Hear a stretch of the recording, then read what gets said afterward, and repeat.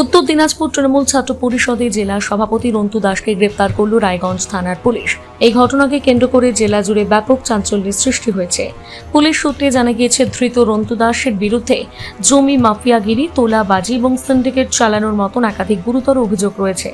দীর্ঘদিন ধরে এই অভিযোগগুলোর তদন্ত চালাচ্ছিল পুলিশ। তদন্তে একাধিক তথ্য প্রমাণ সামনে আসার পর শুক্রবার তাকে গ্রেপ্তার করা হয়। পুলিশের দাবি, রায়গঞ্জ থানায় রন্তু দাসের বিরুদ্ধে একাধিক লিখিত অভিযোগ জমা পড়েছিল। অভিযোগ, তোলাবাজি থেকে জমি দখল, বিভিন্ন বেআইনি কর্মকাণ্ডে তার নাম জড়িয়ে পড়ে। এরপর তদন্তে নামে পুলিশ। দীর্ঘ তদন্তের পর সমস্ত তথ্য প্রমাণ খতিয়ে দেখে অভিযুক্তকে গ্রেপ্তার করা হয়েছে বলে পুলিশ সূত্রে খবর। ধৃতকে রায়গঞ্জ জেলা আদালতে পেশ করা হয়েছে। একটা পলিটিক্যালি অ্যারেস্ট, একটা আজকের ডেটে আজকে এরকম একটা বিষয় রয়েছে যে আমরা দীর্ঘদিন ধরে একটা দলের সঙ্গে যুক্ত ছিলাম। আজকে অন্য একটা দল ক্ষমতায় এসছে, তারাও অনেক পরিশ্রম করেছে, অনেক ত্যাগ করেছে, তারা ক্ষমতায় এসছে।